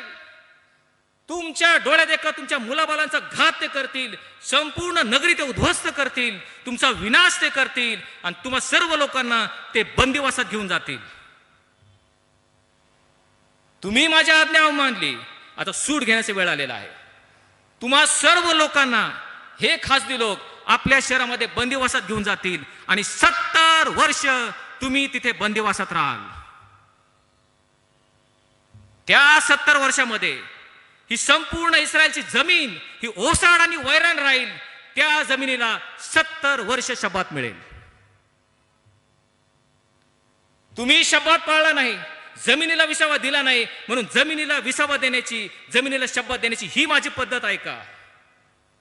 खासदारांचा राजा तुमच्याकडे येईल, तुमचा नाश करेल, तुमचा विध्वंस करेल, तुम्हाला बंदिवासात नेईल आणि 70 वर्ष ही जमीन हिला विसावा मिळेल, ती वैराण राहील. हा माझा शब्द आहे. आणि तसंच झालं. नबुकदनेस्सर राजा आपल्या सर्व सैन्यांचा आला, ह्या यरूशलेमची धूलधाम त्याने केली, विध्वंस आणि विनाश केला, सर्व लोकांना बंदिवासात नेलं आणि 70 वर्ष ते लोक बंदिवासात होते, कारण त्यांनी 70 वर्ष शब्बाताचं वर्ष पाळलं नाही. परमेश्वराने आपला हिशोब पूर्ण केला. परमेश्वर आपल्या हिशोबामध्ये कधी चुकत नाही, त्याचं गणित कधी चुकत नाही. प्रत्येक गोष्टीचा झाडा तो घेतो, कारण आमचा परमेश्वर सूड उगवणारा परमेश्वर आहे. शब्बात पाळला नाही याची भयंकर किंमत इस्रायल लोकांना द्यावी लागली. असा हा दुसरा शब्बात म्हणजे शब्बाताचं वर्ष. नंतर तिसरा एक शब्बात आपण पाहणार आहोत, ज्याच्याविषयी परमेश्वराने त्यांना आज्ञा दिली होती. लेव्याचं पुस्तक याचा 25वा अध्याय आणि 8 ते 12 ही वचनं. हा तिसरा शब्बात कोणता? परमेश्वर त्यांना म्हणतो 7 शब्बात वर्ष मोजा. आता पहा, शब्बात एक दिवस झाला, आठवड्यातला एक दिवस. नंतर 6 वर्षानंतर 7वं वर्ष शब्बाताचं ते झालं. आता परमेश्वर म्हणतो अशी ज्या वेळेस 7 शब्बात वर्ष होतात, 7 शब्बात वर्ष म्हणजे 7 वर्ष झाले, मग 14वं वर्ष हे शब्बाताचं, 21वं वर्ष शब्बाताचं, असं 7चा पाडा आपण म्हणत जायचं. असे 7 शब्बात वर्ष म्हणजे 7 गुणिले 7 49 वर्ष. 7 शब्बात वर्ष गेले म्हणजे 49 वर्ष संपले. मग जे वर्ष येतं त्यावेळेस तुम्ही काय करा? परमेश्वर लक्षपूर्वक या ठिकाणी सांगत आहे. परमेश्वर त्यांना म्हणतो तेव्हा प्रायश्चिताच्या दिवशी तुम्ही मोठ्या आवाजाचे रणशंग घेऊन संपूर्ण देशभर फुंकावे आणि सर्व रहिवासी बंदमुक्त झाल्याची घोषणा करावी. कधी करायची? 7 शब्बात वर्ष संपले म्हणजे 49 वर्ष संपले की जे 50वं वर्ष आहे ते कसं साजरं करायचं परमेश्वर त्यांना सांगत आहे. तुमच्या जीवनातील, मंडळीतील जीवनातील प्रत्येक 50वं वर्ष, ज्याला ज्युबिली इयर म्हणतात, योबेल वर्ष, हे कसं साजरं करायचं? 7 शब्बात वर्ष संपले की 49 वर्ष झाले की 50व्या वर्षाच्या सुरुवातीलाच सर्वत्र देशामध्ये रणशिंग फुंका, आवाज करा, सर्व रहिवासी बंदमुक्त झाले आहेत याची घोषणा तुम्ही करा, असं त्या परमेश्वर त्यांना सांगतो. हा जो 50वं वर्ष आहे, योबेल वर्ष, ज्युबिली इयर, ह्या वर्षाला तुम्ही योबेल म्हणावे. ह्या वर्षी तुम्ही आपापल्या वतनात परत जावे, आपापल्या कुटुंबाकडे तुम्ही जावं. एक विशिष्ट योजना ह्या 50व्या वर्षी केलेली होती. प्रत्येकाने आपापल्या वतनात, आपापल्या कुटुंबात जायचं. हे 50वें वर्ष तुमचे योबेल वर्ष होय, हे तुम्हाला पवित्र असावं. तिसरा जो शब्बात आहे तो योबेल वर्ष, ह्याच्याकडे आपण शेवटी येऊयात. हे जे योबेल वर्ष आहे, 50वं वर्ष, प्रत्येक 50 वर्षांनी योबेल वर्ष यायचं. 7 शब्बात वर्ष झाले म्हणजे 49 वर्ष झाले की प्रत्येक 50व्या वर्षी योबेल वर्ष. त्या योबेल वर्ष आलं की त्या वर्षी 3 गोष्टी करायचा नियम परमेश्वराने लावून दिला होता. त्या 3 गोष्टी कोणत्या? सर्वप्रथम बंदिवासातून मुक्तता, लिबरेशन फ्रॉम द बॉन्डेज. दुसरा नियम ऋणातून सुटका, फॉरगिव्हनेस ऑफ ऑल इनिक्विटीज. आणि तिसरा आणि महत्वाचा नियम वतनाची पुनर्रचना म्हणजे रिस्टॉरेशन ऑफ लँड. हे 3 काय प्रकार आहेत याच्याकडे आपण शेवटी थोडक्यात पाहूयात. ज्या वेळेस योबेल वर्ष येईल, 50वे वर्ष येईल, त्यावेळेस तुम्ही काय करायचं? प्रत्येकाची बंदिवासातून मुक्तता करायची. त्या यहुदी समाजामध्ये जे कोणी बंदिवानात आहेत, बंदिस्त आहेत, जे कोणी गुलाम आहेत, त्या प्रत्येकाची मुक्तता करण्याचं वर्ष म्हणजे योबेलचं वर्ष, 50वे वर्ष. आणि म्हणून ह्या यहुदी समाजामध्ये जे जे कोणी गुलाम होते, आपणास ठाऊक आहे तत्कालीन जगामध्ये गुलाम म्हणून लोकांची विक्री होत असत. एखादा विकलेला गुलाम तो मनुष्य असो किंवा स्त्री असो, आज जन्म त्या धन्याकडे राहायचं. त्या धन्याला तो सोडून जाऊ शकत नव्हता. मरेपर्यंत त्या गुलामाने त्या धन्याची चाकरी करायची. एवढंच नव्हे, त्या गुलामाला जर मुलं झाले तर त्याच्या पुढच्या पिढीने देखील त्या धन्याची चाकरी करायची. पिढ्यानपिढ्या गुलाम म्हणून लोक त्या ठिकाणी ठेवले जात होते. आणि म्हणून एकच गोष्ट होती, योबेल वर्ष आलं, सर्व गुलामांची मुक्तता, त्याला कोणी अडू शकत नव्हतं. आणि म्हणून या यहुदी लोकांमध्ये प्रत्येक गुलाम योबेल वर्षाची आतुरतेने, उत्सुकतेने वाट पाहायचा. केव्हा ते योबेल वर्ष येईल? कारण योबेल वर्ष आलं की काय करायचं? प्रत्येक गुलाम, प्रत्येक दास, प्रत्येक दासी, प्रत्येक तुरुंगातील कैदी, कुठलाही अपराधी, मग तो खुनी असला, प्रत्येकाची मुक्तता करायची, त्याला सोडून द्यायचं. असं योबेल वर्ष यहुदी लोकांमध्ये साजरं केलं जायचं प्रत्येक 50 वर्ष. योबेल म्हणजे बंदिवासातून मुक्तता, योबेल म्हणजे गुलामगिरीतून सुटका, योबेल म्हणजे शिक्षेची माफी किंवा दंडाची मोकळीकता. परंतु प्रत्येकाच्या आयुष्यात फक्त एकदाच येणार आहे वर्ष, कारण प्रत्येक 50व्या वर्षी योबेल वर्ष यायचं. जर एखाद्या मनुष्याची कालमर्यादा, आयुष्य मर्यादा 70, 80, फार तर 100 वर्ष असेल, आयुष्यातून एकदाच योबेल वर्ष साजरा करण्याचा क्षण प्रत्येकाला प्राप्त व्हायचा. आणि म्हणून प्रत्येक इस्रायलातील लोक योबेल वर्षाकडे फार आतुरतेने, आशेने पाहायचे. 50 वर्षातून एकदा साजरं करायचं योबेल वर्ष, जुबिली इयर, एकदा साजरं करणारं योबेल वर्ष. परंतु प्रियांनो, तुम्ही आणि मी जे ख्रिस्ती विश्वासणारे आहोत, जे आम्ही या 21व्या शतकातील ख्रिस्ताच्या पावलावर पाऊल टाकणारे लोक आहोत, ते अतिशय भाग्यशाली आहोत. आम्ही भाग्यवान आहोत, कारण आम्हाला एक सुसंधी मिळाली आहे. योबेल वर्षाची वाट बघायला आम्हाला 50 वर्ष थांबावं लागणार नाही. आमच्या आयुष्यामध्ये दर 50 वर्षांनी योबेल वर्ष येणार नाही. ती स्थिती जुन्या करारातील यहुदी लोकांमध्ये होती. मग आमचं योबेल वर्ष कोणतं हे जर पाहायचं असेल, लुकरूचे वर्तमान याचा 4था अध्याय आणि 16व्या वचनामध्ये आपल्याला दिसतं. ज्या नासरेतात येशू लहानचा मोठा झाला, त्या ठिकाणी एका सभास्थानात शब्बाच्या दिवशी येशू गेला. त्याला एक गुंडाळी वाचण्यासाठी देण्यात आली. ती गुंडाळी येशया संदेश त्याची होती. आणि ज्या ठिकाणी त्यांनी काढलं ते तिथे जे लिहिलं होतं ते लक्षपूर्वक ऐका. येशू सभास्थानात उभा राहून येशयाची गुंडाळी वाचू लागला. त्या ठिकाणी असं लिहिलं होतं, परमेश्वराचा आत्मा माझ्यावर आला आहे, बंदिवासात असलेल्यांची सुटका करण्यासाठी मला पाठवलेला आहे, दिनास्वार्थ सांगण्यास मला अभिषेक केलेला आहे. बंदिवासात असलेल्यांची सुटका, आंधळ्यांना दृष्टी प्राप्त व्हावी, ठेचलेल्यांची सोडवणूक व्हावी आणि परमेश्वराच्या प्रसादाचं वर्ष जाहीर करावं म्हणून त्याने मला पाठवलेलं आहे. परमेश्वराच्या प्रसादाचं वर्ष म्हणजे योबेल वर्ष, जुबिली इयर हे जाहीर करावं म्हणून त्याने मला तुमच्याकडे पाठवलेलं आहे. हे वाचून गुंडाळी त्याने सेवकाकडे दिली आणि आपल्या जागेवर तो जाऊन बसला. त्यावेळेस असं म्हटलेलं आहे, तेव्हा सर्वांच्या नजरा येशूवर खिळल्या. असं का झालं? केवळ शास्त्रभाग वाचून तो सभास्थानात जाऊन बसला, सभास्थानातील सर्वांच्या नजरा येशूवर खिळल्या. त्यावेळेस येशू म्हटला, आज हे तुम्ही ऐकत असताना हा शास्त्रलेख पूर्ण झाला आहे.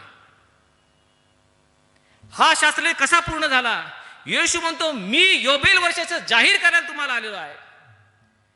आता तुम्हाला योबेल वर्षासाठी 50 वर्ष थांबण्याची गरज नाही. एक योबेल युग, रोजचा दिवस तुमच्यासाठी योबेल असणार आहे. तुम्हाला मुक्तता देण्यासाठी मी आलेलो आहे, हे येशू ख्रिस्त त्या ठिकाणी सांगत आहे. तुम्ही आणि मी किती भाग्यशाली आहोत यहुदी लोकांसारखं योबेल म्हणजे मुक्तता होण्यासाठी, बंदिवासातून मुक्त होण्यासाठी आम्हाला 50 वर्ष थांबायची गरज नाही. येशू म्हणतो मी आलेलो आहे, योबेल वर्षाची जाहीर करायला मी आलेलो आहे. बंदिवासातून असलेल्यांची सुटका व्हावी, ठेचलेले मुक्त व्हावेत, आंधळ्यांना दृष्टी प्राप्त व्हावी, यासाठी मी आलेलो आहे. येशू ख्रिस्त योबेल वर्ष नाही, योबेल युगाची घोषणा करत आहे. आम्हासाठी योबेल युग आहे प्रियानो. पुढील येणारा 2021 वर्ष आमच्यासाठी योबेल ज्युबिली इयर असं आम्ही साजरं केलं पाहिजे. एका महासंकटातून, महामारीतून आम्ही बाहेर पडलेलो आहोत. 2020 वर्षाचा कटू अनुभव आमच्या पाठीशी आहे. तेव्हा 2021 या नवीन वर्षामध्ये पदार्पण करण्यापूर्वी हे परमेश्वर आमच्यासाठी योबेल वर्ष आहे. उत्साहाने, आनंदाने साजरा करण्यासाठी, होय बंदिवासात असलेल्यांची मुक्तता व्हावी म्हणून आम्ही योबेल वर्ष साजरा करणार आहोत. अशा रीतीनं या नवीन वर्षामध्ये आपण पदार्पण करूयात. योबेल वर्ष म्हणजे बंदिवासात टाकलेल्यांची मुक्तता. प्रियानो, योबेल वर्षी काय व्हायचं? जे कोणी गुलाम असायचे, दास असायचे, सर्व मुक्त केले जायचे. 2021 जरी आमच्यासाठी मुक्ततेचं वर्ष आहे, तर मग जे आम्ही, तुम्ही आणि मी सर्वजण पापाच्या गुलामगिरीत आहोत, आचाराने, विचाराने, उच्चाराने आमच्याकडून पाप घडत आहेत. देहाची वासना, डोळ्याची वासना, संसाराची फुशारकी, या दास्यामध्ये आम्ही अडकलेलो आहोत. पापाच्या दास्यातून आणि सैतानाच्या गुलामगिरीतून मुक्त होण्याचं योबेल वर्ष 2021 साल लवकरच आलेलं आहे. तुमच्यासाठी योबेल वर्ष ठरणार आहे का? योबेल म्हणजे बंदिवासातून मुक्तता. जो प्रभू येशू ख्रिस्त म्हणतो मार्ग, सत्य आणि जीवन मीच आहे, तो प्रभू येशू ख्रिस्त योहान कृष्ण वर्तमान याचा 8वा अध्याय आणि 32व्या वचनात तो म्हणतो सत्य तुम्हाला समजेल आणि सत्य तुम्हाला बंधमुक्त करेल. येशू हे सत्य जर आमच्याकडे आहे, तर पुढील योबेल वर्षामध्ये आम्ही बंधमुक्त होण्याची वेळ आलेली आहे. सत्य तुम्हाला समजेल आणि सत्य तुम्हाला बंधमुक्त करेल. तोच पुढे 36व्या वचनामध्ये म्हणतो जर पुत्र तुम्हाला बंधमुक्त करील तर तुम्ही खरेखुरे बंधमुक्त आहात. जर पुढील वर्ष आमच्यासाठी योबेल आहे, बंधमुक्त होण्याचं वर्ष आहे, तर येशू म्हणतो पुत्र जर तुम्हाला बंधमुक्त करील तर तुम्ही खरेखुरे बंधमुक्त आहात. आज येशूच्या नावाने, येशूच्या निष्पाप, निष्कलंक, निर्दोष रक्ताने आमचे सर्व पापांचा भार इथं टाकून देऊयात. पापांची क्षमा पाहूयात. पश्चातापी अंतकरणाने, बघण्याने, अनुतप्त हृदयाने बंधमुक्त होऊयात आणि नवीन वर्षामध्ये पदार्पण करून इतर सर्वांना बंधमुक्त करण्याचा प्रयत्न करूयात. अंधकारातून प्रकाशाकडं, नाशातून सार्वकालिक जीवनाकडे येण्याचं हे 2021 हे वर्ष आमच्यासाठी योबेल आहे. ह्या योबेल वर्षामध्ये पदार्पण करण्याची तुमची तयारी आहे का? पुढील वर्षामध्ये आम्हाला बंधमुक्त व्हायचंय. सर्व प्रकारची भीती यापासून बंधमुक्त येऊयात. सर्व प्रकारची सैतानाची गुलामगिरी यापासून बंधमुक्त होऊयात. सर्व प्रकारचं पापाचं दास्य यापासून बंधमुक्त होऊयात. सर्व प्रकारचं अपयश यापासून बंधमुक्त होण्याची वेळ आलेली आहे. सर्व प्रकारची निराशा आणि दारिद्र्य यापासून बंधमुक्त होण्याची वेळ. योबेल वर्ष बंधमुक्त होण्याचं वर्ष. दुसरी महत्वाची गोष्ट, योबेल वर्ष म्हणजे ऋणातून सुटका, liberation from the forgiveness of sins. योबेल वर्षाचा अर्थ काय? लेविय याचा 25वा अध्याय आणि 39 ते 41 वचन. परमेश्वर त्यांना सांगत आहे, तुझा एखादा भाऊबंद तुझ्या समोर कंगाल झाला व त्याने स्वतःला तुझ्याकडे विकलं तर योबेल वर्षापर्यंत त्यांनी तुझ्यापाशी राहावे व तुझी सेवा चाकरी करावी. परंतु योबेल वर्षी त्यांनी आपल्या मुलाबाळांसह आपल्या वतनात आपल्या कुटुंबाकडे जावं, तोला कुणी अडवू शकत नाही. पूर्वीच्या काळी जर कुणी कंगाल झाला, कफलक झाला तर स्वतःला तो विकत असत, गुलाम म्हणून विकत असत. जर त्याने तुला विकलं, योबेल वर्ष येऊपर्यंत तो तुझा गुलाम म्हणून राहील. पण योबेल वर्ष आलं की त्याने त्याच्या मुलाबाळांसकट आपल्या वाडवडिलांकडं, आपल्या कुटुंबात, आपल्या वतनात परत जावं, त्याला तो धनी रोखू शकत नव्हता. योबेल वर्ष ऋणातून सुटण्याचं वर्ष. 2021 हे वर्ष तुमच्यासाठी योबेल वर्ष आहे का? सर्व प्रकारच्या ऋणातून सुटण्याचं वर्ष आहे का? योबेल म्हणजे सर्व प्रकारच्या कर्जातून माफी, सर्व अपराधांची क्षमा, सर्व ऋणातून सुटका, सर्व प्रकारचा बंदिवास, गुलामगिरी यापासून सुटका करण्याचं वर्ष. योबेल तुमच्यासाठी सुटकेचं वर्ष आहे का? तुम्ही मी आम्ही प्रत्येक जण एका गुलामगिरीमध्ये आहोत. रोमकरास पत्र याचा 3 अध्याय 23 वचन. कारण सर्वांनी पाप केलेलं आहे आणि देवाच्या गौरवाला ते अंतरलेले आहेत. आम्ही सर्वजण ह्या पापाचे गुलाम आहोत. पापाच्या गुलामगिरीतून ऋणातून सुटण्याचं हे वर्ष म्हणजे योबेल वर्ष. ह्याला तुम्ही सज्ज झाला आहात का? आणि शेवटी योबेल वर्ष म्हणजे वतनाची पुनर्रचना करण्याचं वर्ष. याचा अर्थ काय? समजा तुम्ही कधी एखादी जमीन कुणाला विकली, तर ती विकलेली जमीन योबेल वर्षी पुन्हा त्याची सुटका होत असेल, ती जमीन पुन्हा तुमच्याकडे येत असेल, पुन्हा तुमच्या मालकीची होत असेल. हे योबेल वर्षाचं महत्वाचं कारण होतं. असं का व्हायचं? कारण जमीन परमेश्वराची आहे, ती कुणी कुणाला विकू शकत नव्हतं. लेवियाचा 25 अध्याय आणि 23 वचन. परमेश्वर म्हणतो, जमीन विकायची तर कायमची विकायची नाही, कारण जमीन माझी आहे आणि तुम्ही माझ्या आश्रयाला परके व उपरी म्हणून आलेला आहात. कुणी कुणाला कायमची जमीन विकायची नाही. जर कुणाला भाऊबंदाला कंगाल झाला आणि त्याने आपल्या वतनाचा काही भाग विकला, तर त्याने योबेल वर्षापर्यंत थांबावं. योबेल वर्षी ती सुटेल तेव्हा आपल्या वतनावर त्याने परत जावं. ही जी जमीन आहे, ती विकलेली जमीन त्या मनुष्याला परत योबेल वर्षी मिळत असेल, असं योबेल वर्षाचा नियम होता. प्रियानो, तुम्ही आणि मी जे ख्रिस्ती विश्वासणार आहोत, संत पौल करिंथीकरास पहिलं पत्र याचा 3 अध्याय आणि 9 वचनात तो म्हणतो, तुम्ही देवाचे शेत आहात. आम्हाला देवाच्या शेताची उपमा दिलेली आहे आणि म्हणून देवाचं शेत हे आमचं शरीर, हे जर आम्ही विकलं असेल, त्या सैतानाकडे गहाण ठेवलेलं असेल, या शरीराने आम्ही सर्व प्रकारचे कुकर्म कुकारस्थानं करून सैतानाकडे आमची जमीन गहाण ठेवलेली आहे, तर ही जमीन पुन्हा मिळवण्याची योबेल वर्ष पुढे आलेलं आहे. पुढच्या वर्षामध्ये ही आमची शेत जमीन, हे आमचं शरीर जे सैतानाकडे आम्ही देऊ केलेलं आहे, त्याला विकून टाकलेलं आहे, ते पुन्हा मिळवण्याची वेळ या योबेल वर्षामध्ये आलेली आहे. तुमच्याकडे असलेला शांती, आनंद, विश्वास हा तुम्ही गमावलेला आहे का? सैतानाकडे गहाण ठेवलेला आहे का? पुन्हा मिळवण्याची वेळ पुढच्या वर्षात आलेली आहे. 221 वर्ष, 2021 वर्ष तुम्हासाठी योबेल वर्ष झालं पाहिजे. जे हरवलेलं आहे ते परत मिळवा. तुमचं वतन जे तुम्ही गहाण ठेवलेलं आहे, सैतानाकडे गिरव आहे, पुन्हा मिळवण्याचं वर्ष योबेल वर्ष लवकरच येत आहे. जे जे काय तुमचं सैतानाच्या गुलामगिरीमध्ये आहे, पापाच्या दास्यामध्ये आहेत, पुनरुपी मिळवण्याचं वर्ष लवकरच आलेलं आहे. आणि म्हणून हा संदेश आपण ऐकला. 2021 वर्ष आम्हासाठी जर योबेलाच असेल, तर मग योबेल म्हणजे सर्व प्रकारच्या बंदिवासातून सुटका. जर तुम्ही आज पापाचे गुलाम आहात, सैतानाच्या बंदिवासात आहात, त्यातून सुटण्याची वेळ आलेली आहे. कारण पुढील वर्ष आपल्यासाठी योबेल वर्ष आहे. योबेल वर्ष म्हणजे ऋणातून मुक्तता. जर आम्ही कुणाचे ऋणी आहोत, कुणाला क्षमा करायची आपण त्याला क्षमा करूयात, कुणाला क्षमा मागायची आपण त्याची क्षमा मागूयात, एकमेकापासून आपण मुक्त होऊयात. ऋणातून मुक्त होण्याचं वर्ष योबेल वर्ष लवकरच आलेलं आहे. आणि योबेल वर्ष म्हणजे वतनाची पुनर्रचना. हे जे शरीर जे देवाचं शेत आहे, ते जर आम्ही सैतानाकडे गहाण ठेवलेलं आहे, त्याला विकून टाकलेलं आहे, सैतानाने आमच्याकडून सर्व कुकर्म करून घेतो, तर पुन्हा मिळवण्याची, हे शरीर शुद्ध आणि पवित्र राखण्याची वेळ लवकरच आलेली आहे. या विश्वासानं आपण पुढील वर्षामध्ये पदार्पण करूयात. पुढील वर्ष आम्हा प्रत्येकासाठी योबेल वर्ष असलं पाहिजे. प्रार्थना करूयात. प्रभू, योबेल वर्षाचं महत्त्व, त्याचा परिणाम आणि त्याजोगी करायचं कार्य हे तू आम्हाला दाखवून दिलं आहेस. पुढील संपूर्ण 2021 हे वर्ष आम्ही आमच्यासाठी योबेल असं असावं. प्रत्येक बंदिवासातून मुक्त व्हावं, प्रत्येक कर्मातून आम्ही बाहेर पडावं, यासाठी मग प्रत्येकाला तू सहाय्य कर आणि तुझ्या पवित्र आत्म्याने चालण्यासाठी मग प्रत्येकाला तू प्रेरित कर.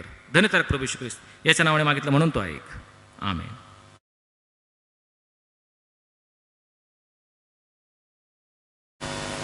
मंडळीसाठी एक विशेष सूचना आहे. उद्या शुक्रवार दिनांक 1 जानेवारी 2021 नूतन वर्षाची विशेष उपासना आपल्या पवित्र मंदिरामध्ये संपन्न होईल. ही उपासना सकाळी ठीक 8:30 वाजता घेण्यात येईल. त्यामध्ये संदेश व पवित्र सहभागितेचा विधी घेण्यात येईल. ही नूतन वर्षाची विशेष उपासना आहे आणि म्हणून मंडळीतील सर्व सभासदांना या उपासनेसाठी प्रेमपूर्वक आमंत्रण आहेत. जे कोणी मंडळीतील ज्येष्ठ सभासद आहेत ते देखील या उपासनेला येऊ शकतात.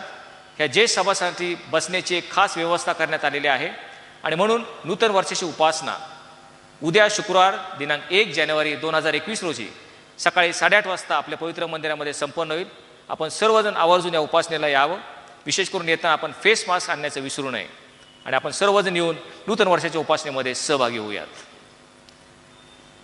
गेल्या रविवारचं दानार्पण येण्याप्रमाणे दिनांक 27 डिसेंबर 2020 रोजी घेतलेलं दानार्पण 2182 रुपये, धर्मपट्टी 900 रुपये, उपकार दान 1000 रुपये, लेंटन बॉक्स 473 रुपये, चेकद्वारे 2000 रुपये, एकूण 6555 रुपये.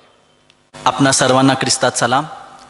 एक छोटीशी पण महत्त्वाची सूचना आहे.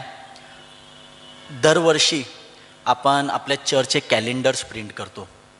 आपणा सर्वांना ठाऊक असेल की मागच्या वर्षी जेव्हा आपण कॅलेंडर्स प्रिंट केले त्यावर आपण चर्चमधल्या मंडळीचे म्हणजे महिलांचे, पुरुषांचे, युवक संघ जे बाकी घटक आहेत सर्वांचे फोटोज होते. त्यासाठी आपण एक स्पेशल फोटो शूट केला होता. यावर्षी तसाच एक फोटोशूट करायचा होता पण तो राहून गेला कारण की लॉकडाऊन असल्यामुळे आणि चर्च बंद असल्यामुळे आपण तो करू शकलो नाही. यावर्षी कॅलेंडर्स आपण डिझाईन रेडी आहे पण एक लास्ट मिनिट एक असं हे झालं कमिटीमध्ये चर्चा जेव्हा झाली की आपण परत लास्ट इयरसारखा एक फोटोशूट करू शकू का. तर सूचना अशी आहे की आपण आपल्या चर्चच्या कॅलेंडर्ससाठी फोटोशूट ही नवीन वर्षाच्या दिवशी म्हणजे 1 जानेवारीला चर्च संपल्यानंतर करणार आहोत. मंडळीला विनंती आहे की त्यांनी तयार होऊन यावं. तसेही तयार होऊन येतील पण त्या निमित्ताने अजून तयार होऊन या की जेणेकरून 1 तारखेला चर्च संपल्यानंतर लास्ट इयर जसा आपण फोटोशूट केला होता सर्व घटकांचा तसाच यावर्षी 1 जानेवारी 2021ला चर्च संपल्यानंतर आपण एक स्पेशल फोटोशूट करणार आहोत आणि ते फोटोज आपल्या नवीन वर्षाच्या चर्चच्या कॅलेंडरला राहणार आहेत. तरी आपणा सर्वांसाठी सूचना, ज्या कोणी लोकांना ही सर्विस समजा आपण पाहत नसाल तर एक विनंती आहे की मेंबर्सनी प्लीज बाकीच्या फॅमिली मेंबर्सलाही कळवावं, आपल्या मित्रांना कळवावं जेणेकरून 1 तारखेला सर्वजण हजर राहतील. थँक्यू.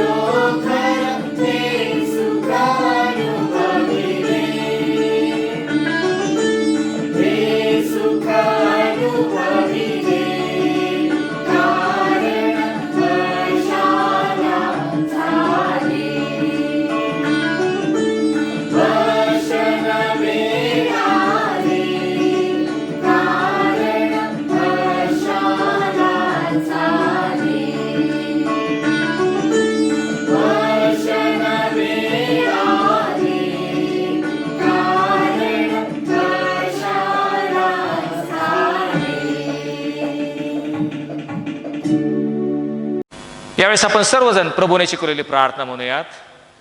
हे आमच्या स्वर्गातील बापा, तुझे नाम पवित्र मानले जाओ, तुझे राज्य येऊ, जसे स्वर्गात तसेच पृथ्वीवर ये. तुझ्या इच्छेप्रमाणे हो. आमची रोजची भाकर आज आम्हास दे, आणि जशी आम्ही आपल्या अपराध्यांची क्षमा करतो तशीच तू आमच्या अपराधांची क्षमा कर. आणि आम्हास परीक्षेत आणू नकोस, तर आम्हास वाईटापासून सोडव. कारण की राज्य, सामर्थ्य आणि गौरव ही सर्व काळ तुझीच आहे. आमेन. सर्व बुद्धी सामर्थ्या पलीकडे असलेली देवाने दिलेली शांती, तुमची अंतःकरणे व तुमचे विचार देवाच्या आणि त्याचा प्रिय पुत्र येशू ख्रिस्त आमचा प्रभू याच्या ज्ञानात व प्रीतीत राखो. आणि सर्व समर्थ देव जो पिता, देव जो पुत्र आणि देव जो पवित्र आत्मा याचा आशीर्वाद तुम्हावर असो, आणि इथून पुढे सदा सर्व काळ तुम्हा सह राहो. आमेन. तुझी मात्र सेवा घडू दे जगामध्ये देवा, तुझे राज्य येओ जगिया स्वर्ग उभारा हो. तुलाच वंदन घे अमुचे वैभव तू अवघे. तुझ्या मात्र चरणी रमू दे सहर्ष दिन रजनी. प्रभो परात्पर जय करुणा कर. प्रभो परात्पर जय करुणा कर. जय जय जय बाप्पा. जय जय जय पुत्रा